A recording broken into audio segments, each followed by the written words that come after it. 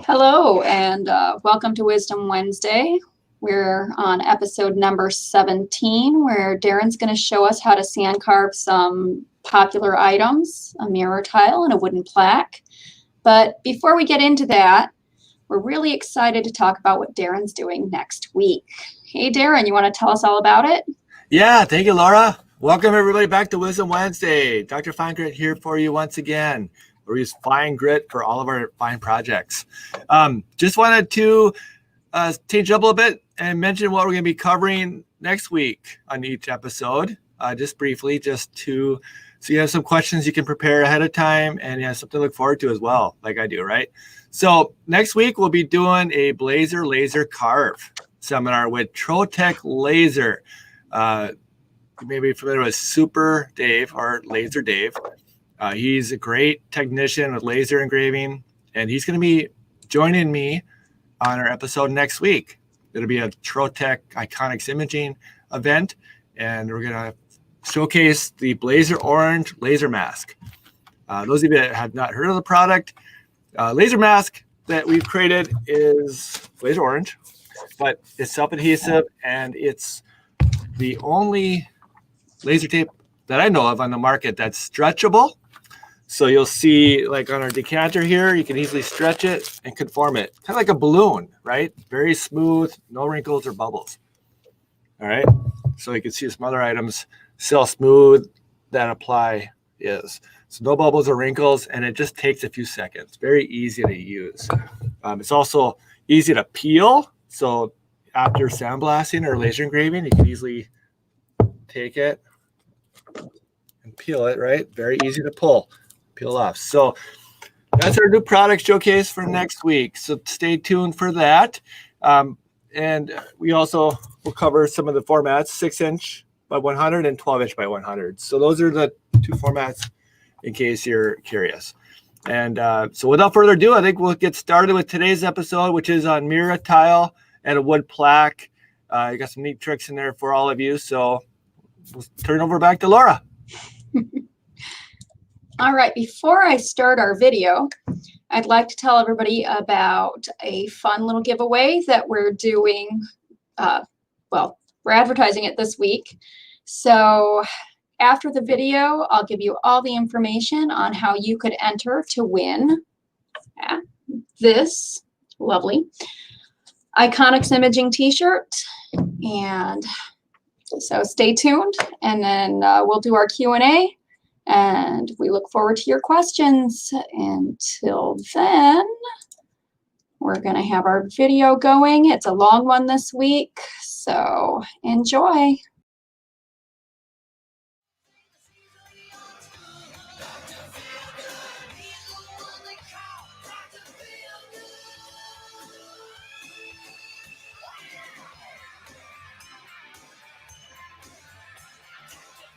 Hello, everyone. Welcome back to Wisdom Wednesday. Dr. FineGrit here for all of you once again. Looking forward to showing you some new hot topics here as well today. Two very common items that you sand carve are a mirror tile, which I'll be showing here. I don't want to show because you'll see the camera person. So here's the mirror tile, and then also a wood plaque. Those are the two common items we'll be sand carving here today for you. I'll show you some tips and tricks along the way. So the films we'll be using today is the R3 3mm film on the wood plaque, an Ultrafeel paint stencil on the mirror tile. So without any further ado, I'm going to get rolling here. So first things first is I grabbed some mirror tiles over at the hardware store, Home Depot, Menards, whatever you have handy. Okay, the standard wood or mirror tiles. All right, very cheap, very economical, very easy to work with. All right, very easy to find. So the next step I would do is, you can see on this mirror tile, is I tape the edges ahead of time, because when you get standard tiles from a hardware store, the edges are a little rough. Okay, they're not polished, they're not flat edges.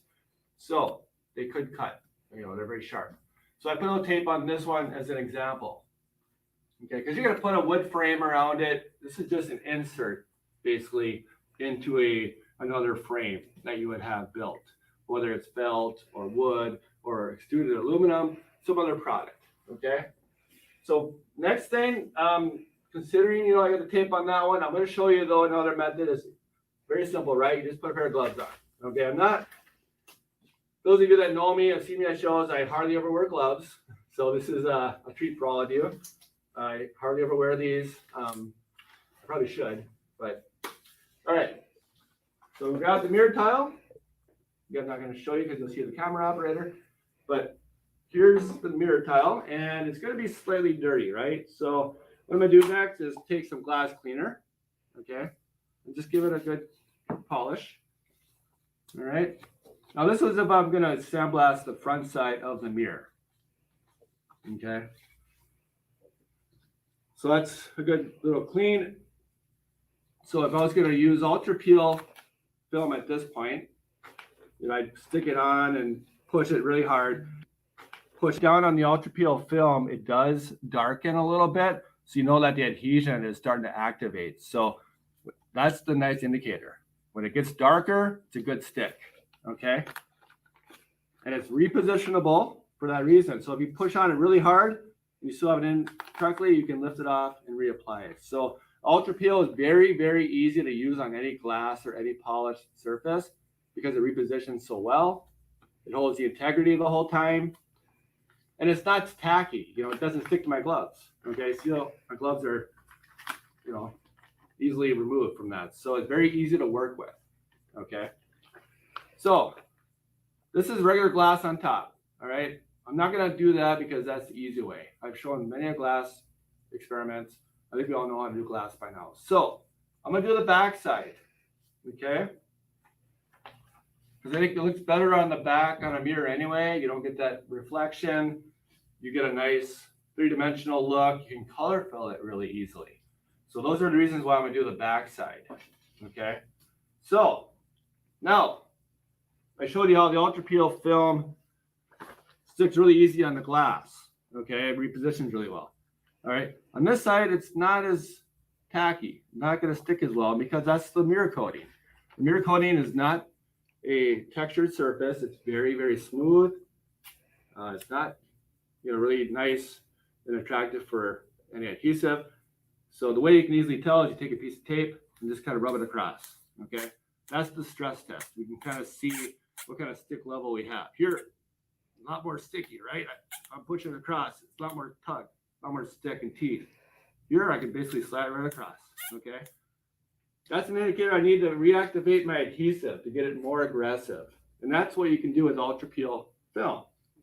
Now, there's many ways to do it.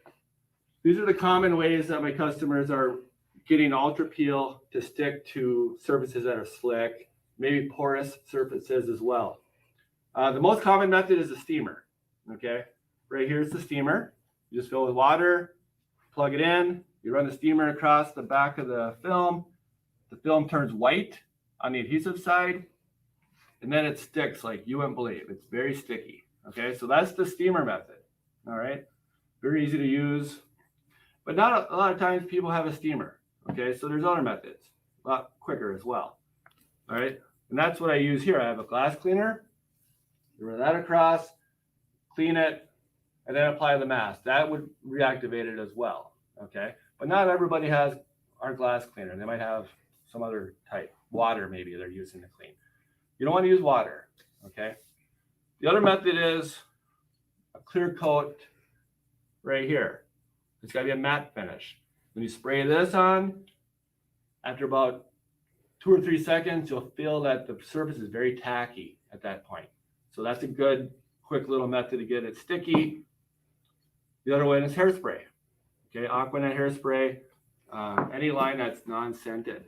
So those are really 2 quick ways to make a really sticky surface on anything that you're doing, whether it's porous glass, whether it's a mirror coating, whether it's a polar camel, whatever it may be. These are good little ways to get your film stickier.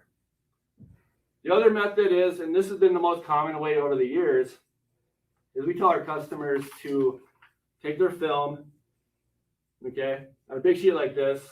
What I would do is reactivate it with a damp ray. Okay, so I dip it in some water here, and then you want to rinse it off, okay? So it's not dripping, okay? You don't want it dripping wet because you don't want water droplets on there, okay? So what they do typically is just kind of dampen it. Okay, you can do a full sheet and dampen it all at once too. Okay, but once you dampen it, it's going to stick a lot more as well. Okay, so that's the damp rag method. Okay, and you got the matte clear coat method, you got the hairspray method, you got the steam method, the glass cleaner method. I'm going to use the glass cleaner method today. Okay, so without further ado, I'm going to take my gloves off at this point because I like to work without gloves. Okay. Give it a good polish, give it a good clean on the back. This is like a damp rag at this point because it's just going to give it more adhesion at this point. Then you position this stencil on the back of the mirror. And you can shuffle it around as well to position this. So, all right, that's where I like it. Here's our squeegee. It's got a felt end on it. I find that these are a little easier to work with on bigger pieces because it doesn't create the wrinkles and bubbles. Helps it level out a lot faster. But you can see a dark end right there. Okay, it's kind of like the darkness of this black curtain here. And that means that the adhesion is really sticking well. See the blue areas? That means you got to stick it down better. Okay, so it's a really good indicator. So if you're doing like wine bottles or any other item where you want a lot of contrast, Ultrafeel is the way to go because you get a dark mask and you get a light clear membrane. See the big contrast between the two, which is very critical when you do a lot of detail on black wine bottles or monuments, anything that's hard to see the mask. Okay, so here's my good burnished mask at this point on the back of a mirror tile. Now, if I lift this back, you know, it's slightly tacky. Okay, it's not going anywhere. It's going to be perfect, but it's also going to peel very easily after color filling because that is the makeup of it. It's designed to peel easy in any circumstances. So there we have our stencil applied. I'll do it because it's a mirror coating. You're not going to see the camera operator. That's what it looks like at this point. Now we're going to get the carrier off. Okay, and there's a few methods to get it off. It's got a glass surface on the other. So what I do there is just fold this over and then flick the edge. Okay, that's one method. Okay, and then peel it. The other method is customers will flip it over and take an X-Acto knife and trim the edges very clean, and that carrier comes off really easily at that point as well. But in this case, I'm going to fold it over because I want a little more protection on the glass on the other side in case I set it down in the machine. I won't scratch my mirror coating. So I'm going to fold it over.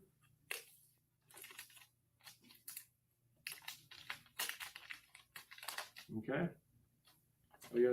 Plus I'll give it a little, I don't have that sharp edge anymore either like I had on the taper there. So a few reasons why I do suggest that method. Okay, you can fold it over on this edge as well, but not necessary. I'll just basically peel it off. Here's my carrier. One little trick as well, let's say you don't have one of our machines, you got a machine that's slightly dirty, sand's going everywhere, dust is going everywhere. So what you could do in this case is take your carrier, and you got a glass coating, right? Glass does scratch on metal and with abrasives. So a good way to protect the glass, set it on top of the carrier. Okay.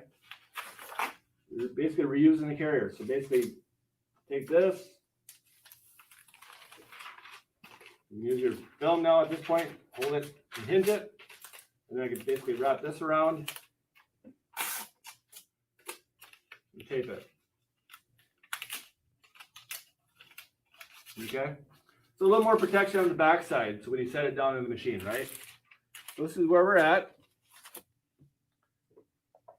Next step is you want to remove some of the parts of the membrane that have like little islands. Okay, there's some fine points in this image. It's a dragon, so it's got really, really thin tips. So this wire wheel is going to pop the membranes so those little tips don't have any bubbles nearby that may help or will remove the little islands. So you don't want any blow off. So this little wire wheel does the trick. You run that across once, just like we do on every other item we've been doing. You don't have to do it necessarily in the big open areas like out here because there's not really thin tips, but I do recommend it in the very fine detail areas. Okay, like in this foot area.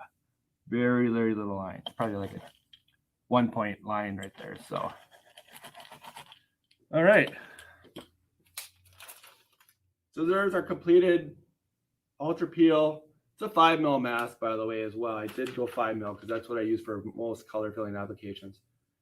So on mirror coating, and it's going to go in the sandblasting machine next, and we'll go from there.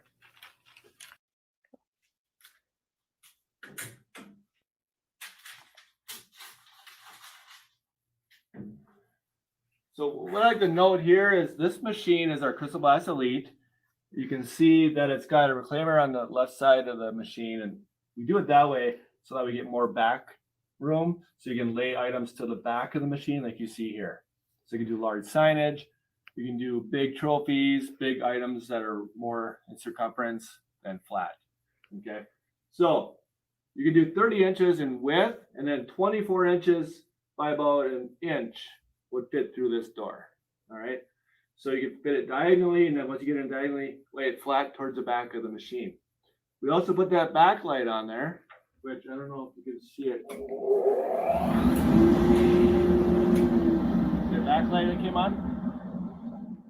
So we work with mirrors and glass, fine detail. Let's say you want to put a half tone on a mirror.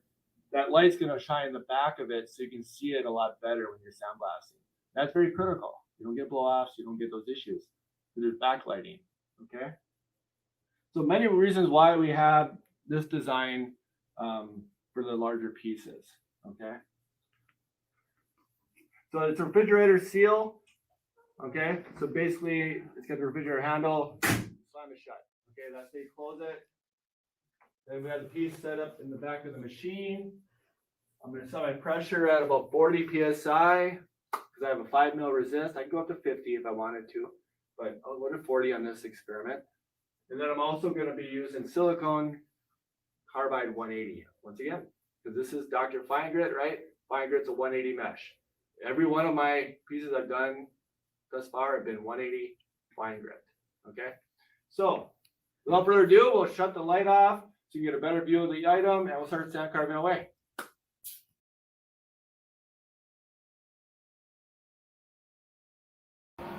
All right, so what I'm going to do is remove the membrane. This is a mirror coating, so it's going to take a little bit longer to get the eroding of the mirror coating. So you'll see it come off. See the spark from that silicone carbide abrasive, right? You know you're hitting at all times. Very nice feature.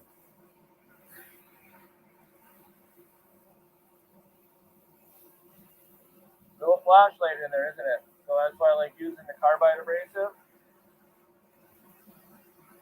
That way I can use 180. So that mirror coating comes off really easily with this sharp 180 carbide.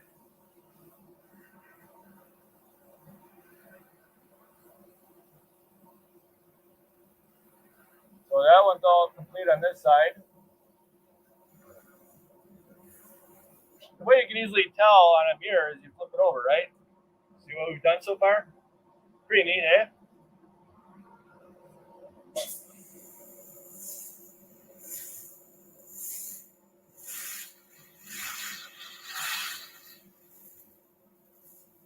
Again, you can wear gloves if you like. Protect your hands from a little bit of dryness over time.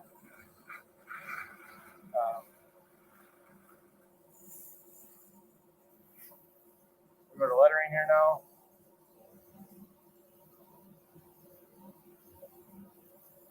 The thing about mirror tiles is not only the attractiveness of it, but the uniqueness of it, but also the margins. I have a lot of companies that specifically do mirrors for a living. Glass and mirror tile. I got several customers that have mirror in their title, and that's what they do for a living. You know, you're always having medicine cabinets. You got hotel rooms that need certain logos, maybe privacy type of looks.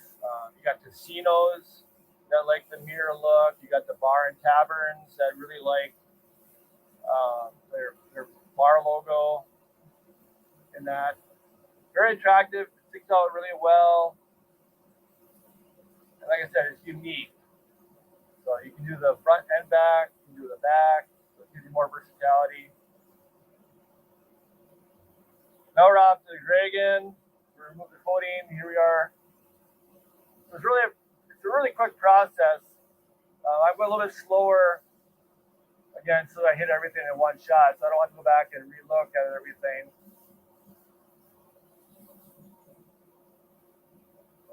That other people might go back and forth several times, but then they got to inspect their glass more often, right? So this way, you just go over one time and you're done. So you can just tell easily by flipping it over and see what we've done so far. Okay.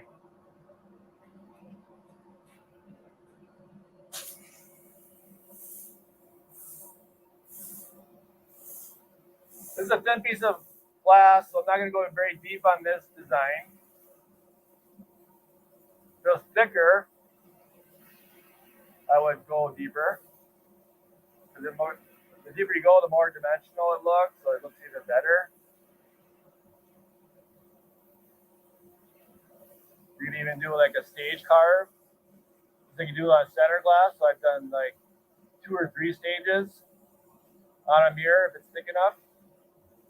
The mirror is just like glass, right? It's the same material, just has that mirror coating coated on the back side, on one side. So remove all the coating and we're complete here. So there we have it. So we look out from the front to the back. You can easily see all that details in there. All the letters are all crossed. You know, all the A's are in there, T's are crossed. So yeah, it's a completed sandblasted project. Now, as I mentioned earlier, this is our Ultrafeel Mask. It's ideal for color filling purposes. So what I'm going to do is rinse it off with an air gun, clean out the dust so the paint sticks to the glass and not to a piece of dust.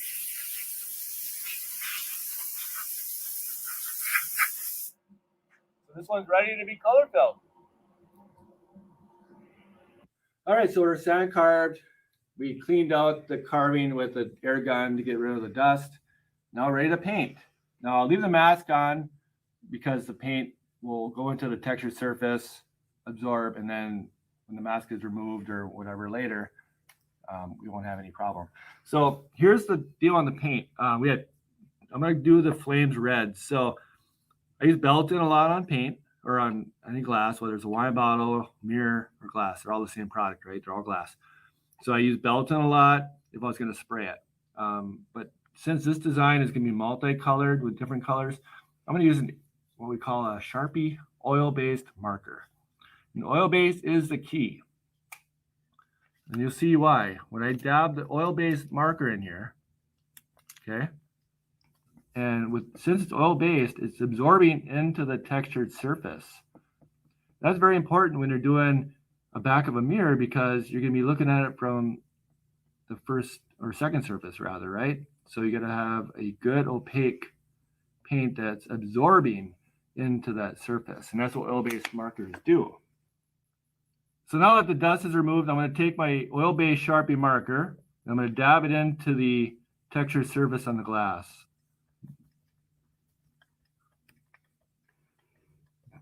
You see here when I flip it to the other side, it's still red.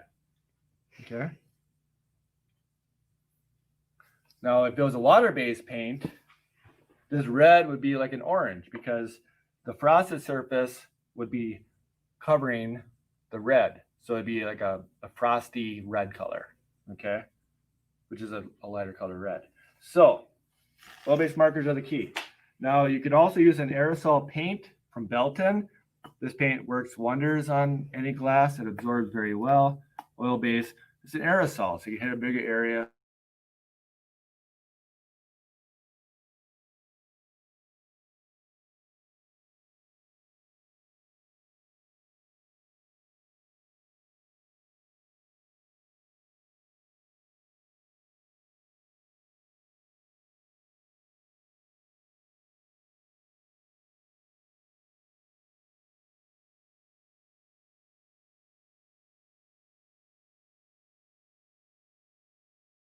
You get the fine tip on there too, so you make sure you don't dabble into areas that you don't want it to stick to.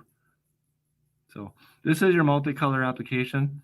Now you could use an air gun or airbrush rather too, and that's going to give you a very fine mist. Okay, so that's where we're at thus far. Now what I did on this design as well, I did a little bit of a two-stage because it's thin glass. I could do a two-stage. So what I did is I etched the outline really deep. I removed the mask and then I removed the coating. So it gave you like a two-dimensional look. So thicker glass, I could go even more dimension, but that'd be another episode down the road, right? So there we have it. There's a color fill on a mirror. Now,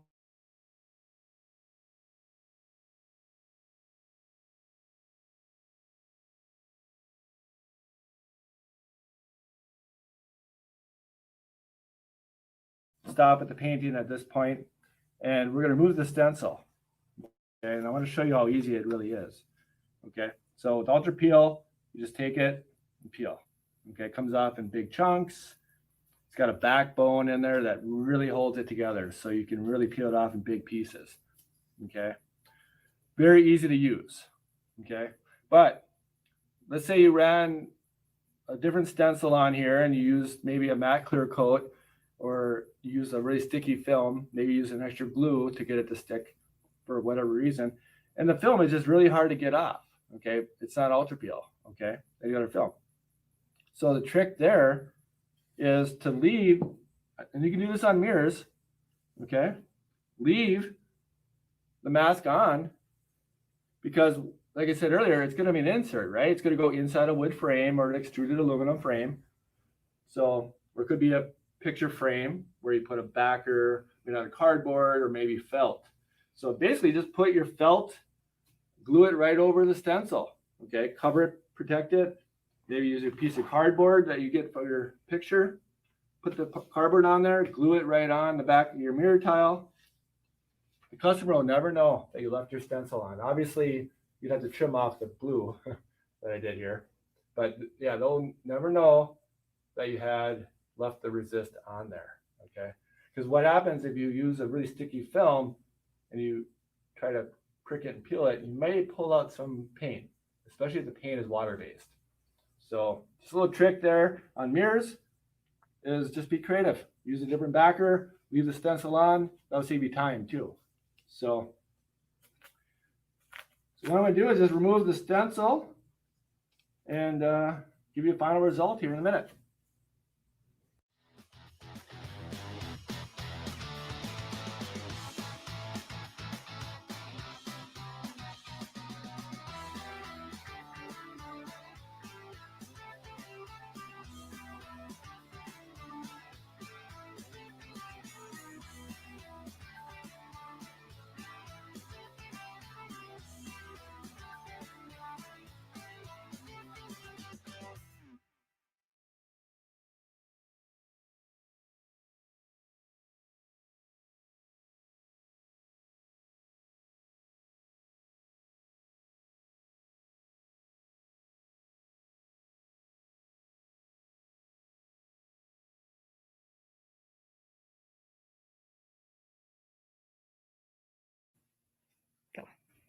So in this experiment, I did remove the full stencil just to show you the capability of the peel of the film for other applications. Now, I did peel off the stencil completely. Now, let's say your customer says, oh, now I want this to be decorated with green or yellow color, whatever. Since it's a mirror coating, right, you can still color it with your marker, airbrush, or paint, because the mirror coating is going to protect, right? So you just spray it, but in that case, you'd have to use your felt, okay, or your cardboard backer. So just a way that mirror coatings are so easy to work with. Now, when you work with glass in general, mirrors, scratches may happen. And the critical thing there is when you work with these products, make sure your hands are always clean. Make sure you always use an air gun, or you have a way of cleaning the glass afterwards, because the abrasive will scratch the glass, okay? Your fingernails, on the other hand, will not scratch glass. It's impossible, okay, unless your fingernails have abrasive in them. So That's why it is important to wear gloves when you're doing color filling, because you don't get grit stuck in your fingers, okay? And then, you know, just be careful when you're working with it.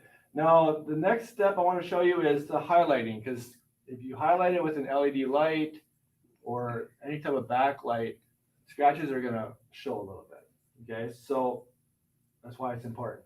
But what I want to show you is the neat thing that happens when you do put a little light source behind it. It really makes the mirror stick out really special. And the actual paint turns kind of neon metallic as well. See how it lights up that painted area really well? Okay. Go up here, go to the dragon. So you can really see how it highlights it even better. So when this is in a bar, casino, those kind of events, it's really going to stick out. Okay. So mirror tiles are the way to go, especially when they're color filled. Slightly color. I don't like to color the whole item because it takes away from the nice textured sand carving look. Just a little bit of color adds a lot, right? So there you go with the mirror tile. Next thing I want to show you is a wood plaque. Okay. Shut my phone off. And we'll set that mirror tile aside. And here's the wood plaque from JDS Industries. Got the whole for doing it vertically or a whole for it horizontally. I got two different designs for that reason. So if I was going to use this logo, I'd use the vertical approach. If I want to do it horizontally, I'd use the horizontal image. So I have it set up for either way. Okay. I had a way of asking right now. I wonder which one would you prefer, the vertical or the horizontal? I want to go with the vertical, right? I just like it vertically for whatever reason. So I'm going to put this on the Smart Jig for easy of, I do that for ease of application. Take my film, get that ready. And then since I handled it a few times prior to this, I'm going to clean off any kind of dust or particles from my hands that may affect the adhesion. So just clean that a little bit. And then apply the stencil. This is R3 3mm because I'm not going to go very deep.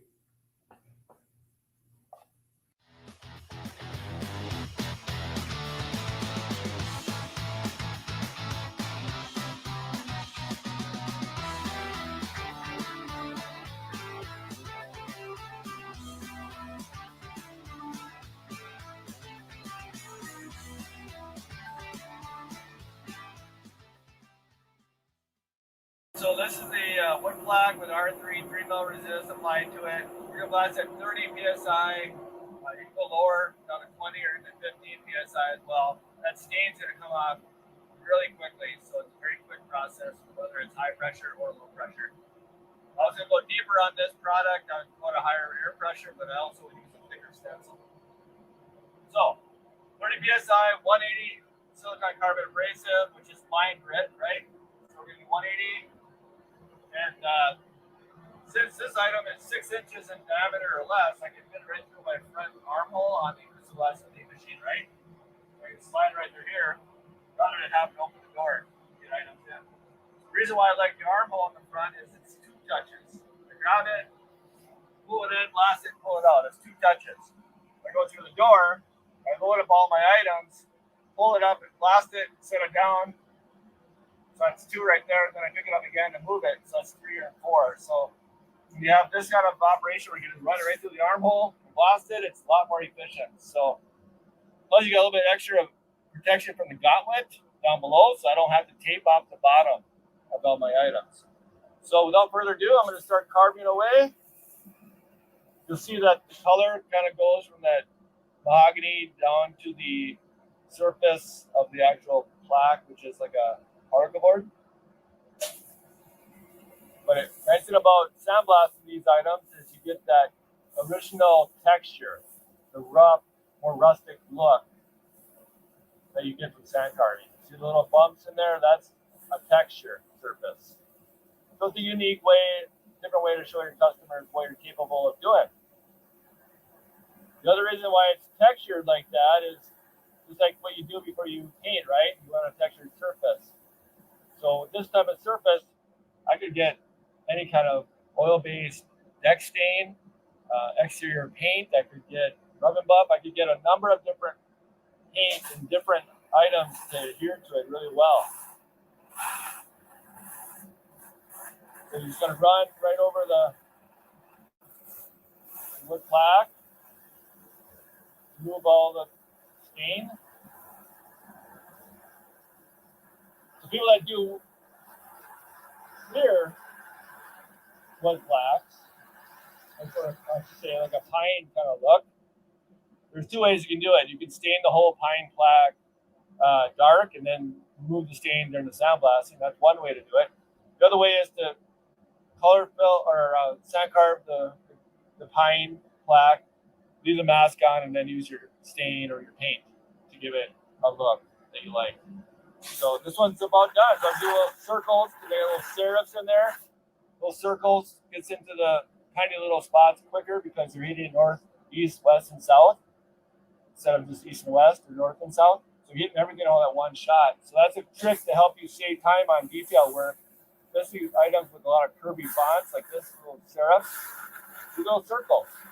Okay, you get the job done in seconds. Okay, so that's completed sand carve. I'm not going to stain this or paint this again because I think I have a good enough contrast. But I'll just kind of show you a little bit. I'm going to do stuff abrasive with the air gun first. Then I'm going to just kind of peel the mask off so you can see the contrast right off the bat. Okay. So that's a nice little contrast right there, isn't it? So we remove the mask and give you a final result on our wood plaque from JDS Industries. All right, so here's just a quick summary of today. We covered the mirror tile with a slight color fill, the wood plaque from JDS Industries. So you can see those two items. Had a really good time presenting those two for you today. But I want to also talk about next week. I got some good things. We got a lot of interest on outdoor products. So we're kind of doing like a garden showcase. Items that you typically see in a garden, like stepping stones, flower pots, rocks. You'll see, wind vanes. There's a number of items you can sand carve in a garden. I mean, outdoor items is unlimited. Golf clubs. You can do hockey sticks. You can do baseballs. You can do anything outdoor is easily sand carvable as well. I've seen people do shovels. I've seen people do their tent stakes. I've seen people do any personalization that's a hard surface. So trees, the bark on a tree. So there's a number of things you can easily sand carve on site, but we're going to concentrate more on the more common items next week, which would be the rock. We'll cover how to sand carve them properly, very quick and efficiently. Also, I'm going to turn it into a little jewelry item, so I'll actually put a hole right through the rock with the sand carving system and give you a smooth hole, very quick, very efficient. So it's not a drilled out hole, it's going to be a sand carved hole. And I'm going to show the sun catchers on glass, and I'm going to show you how to do flower pots. So those are some items we're going to be covering next week in Wisdom Wednesday with Dr. FineGrit. Thank you all for watching here today. And always have a blast and blast with confidence.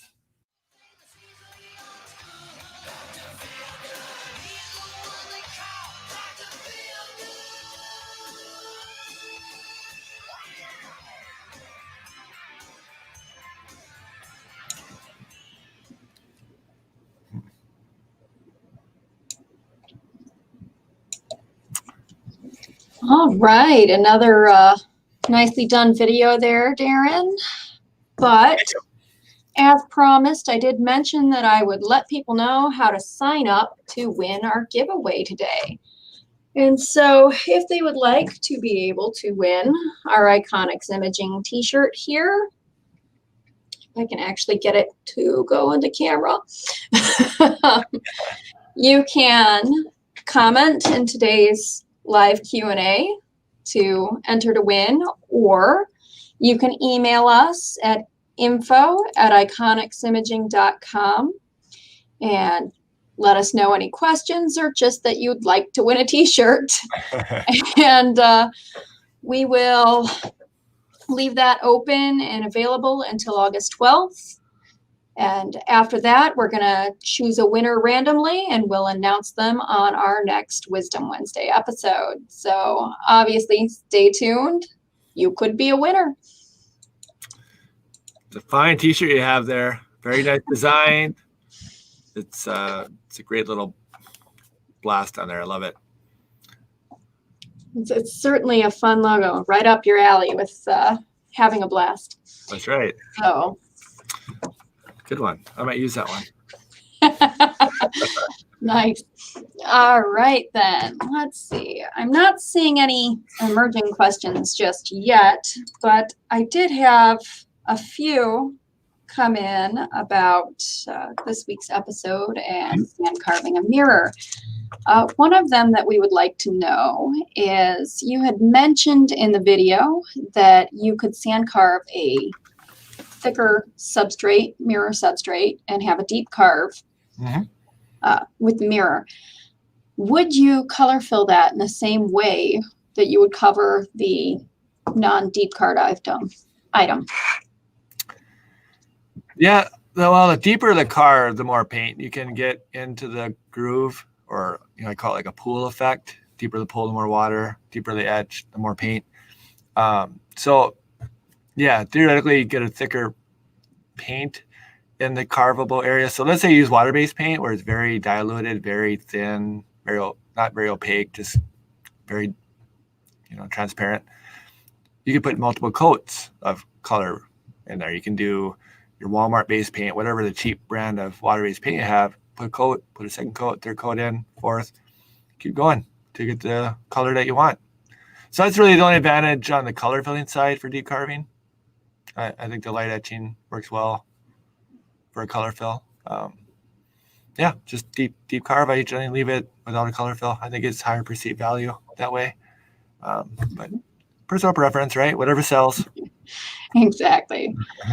All right. Your Torrent 223 here has asked, do you recommend the Ultrafeel over the Rapid Mask? Great question there, Torrent. It depends on your process. Ultrafeel is a water developing film. So if you don't have the challenges of water in your facility or your home, then Ultrafeel would be a better fit because it does peel off easier after color filling. It's also a quicker sandblast or carve. Plus, it's more durable, so you can go deeper if you have a thicker mirror or glass or whatever. So yeah, Ultrafeel would be a better fit if you have the water developing tools. Now, most people have, an environment where they can't use water. So that's where Rapid Mask is your only choice. And it is a good choice because I could have used Rapid Mask in that same mirror. I just had a ready-made mask and the artwork was printed as a positive. So I went with the water developing. But if I had a negative, I would have done Rapid Mask. I would have had the same results, but it would have been a little bit quicker because no water developing and no drying time. I probably left the mask on afterwards and put the felt on or the cardboard because the Rapid Mask is a little bit harder to peel, like I said. But yeah, either one's a great material. Again, Ultrafeel is my go-to when I do color filling, just an easier peel. And then next week's episode, we're covering Blazer Orange, and that's a great color fill film as well.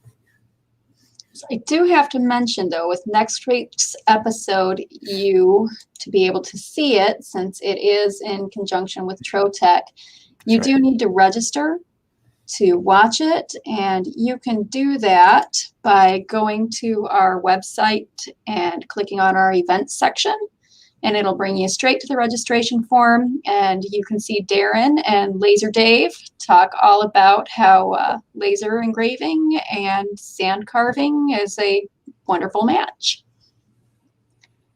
Yeah, absolutely. Did the video last week. Worked out really well. Got some neat pieces, some nice artwork designs. Went deep on a few. So looking forward to working with Laser Dave once again. I think this is our second episode, maybe, with Trotec. But we've done many hands-on seminars with Trotec over the years. So we're doing these virtually with everything going on. So it'll be the second of many more, I'm sure. Definitely. Trotec's always a great one to work with. Wonderful to do seminars with. And as I mentioned, sand carving and laser engravers work out well together, especially with the blazer orange mask. Now, That's great. It's a great marriage.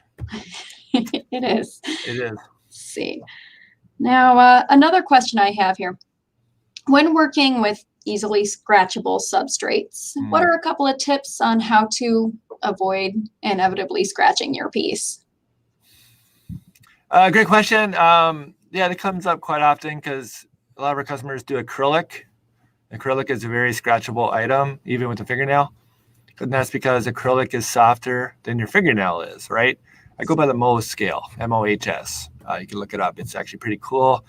But the hardness of the material, if it's harder than your other item, the harder surface is going to scratch the softer surface. So tungsten carbide abrasive, that is a 9.5 on the Mohs scale. So anything that's softer than that is going to scratch. Okay. So when I work with glass, I want to make sure my hands are clean. I want to make sure I dust off my part very well, make sure all the abrasive is off the part. If that's the case, my item will not scratch because the fingernail is not hard enough to scratch it. My metal tools, brass, gold, any of the metal tools you may have around the shop, maybe not gold, but any soft metal is not going to scratch it. So you can kind of narrow down where your scratches come from. It's usually from either a very hard metal in your machine, which your shelving. So you put like a shelf paper in there, maybe an upside down exercise mat or a doormat, settle your glass on there, and that'll eliminate scratches. But again, only the abrasive scratches glass. Okay, nothing else. Okay. Acrylic, on the other hand, could be scratched by your fingernail. So that's where you gotta be more cautious. So yeah, without further ado, I think just blow off your piece really well, either with an air gun in the machine. You can use, like a double dip where you just dip the part in the water and that'll pull off the abrasive. You could also do tape, or just, like I said, I just blow it off with the air gun. That's my easiest method. And that'll eliminate scratches.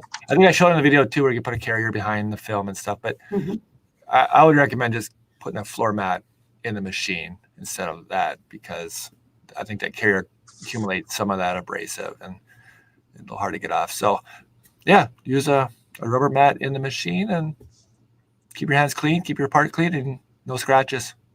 You'll be fine. Great tips there. Certainly help me out when I get to doing more blasting. Another question though, you had mentioned using tape, and I see that we use a lot of masking tape to mask off our substrates and everything like that. Yeah. Is that safe to use with most substrates, or can it do some damage sometimes? Well, yeah, since we don't make the tape, we have no control of what's in the tape. Could be a solvent-based adhesive, which is very, very sticky, very got a lot of chemicals that could pull out certain color or flake off. So you got to be careful on some of the paint or the tape that you use. I generally recommend painter's tape, frog tape, any of that, would not pull out any color or flake off anything on your item. But yeah, like some of the duct tapes, you got to be a little cautious of nowadays, especially the Gorilla tape. It's very sticky and it might do more harm than good. So I would recommend just painter's tape. Get the blue cheap, or get the really cheap masking tape, because it's not as sticky. You don't need a sticky tape on your part. You just need it clean. And other than tape, and there's other ideas. You can do shrink wrap. That's going to clean very well and not mar your surface or create any issues. So there's other methods. But again, just use a cheap tape if you had to. All right. Well, some great tips. I'm not seeing any more questions rolling in, and since it was a long video, we're about to hit that hour mark soon. So I think I'm gonna let all our viewers know. Thanks for listening. Please subscribe, and blast with confidence. And we'll see you next week. See you next week, everyone. See you then. Have a blast.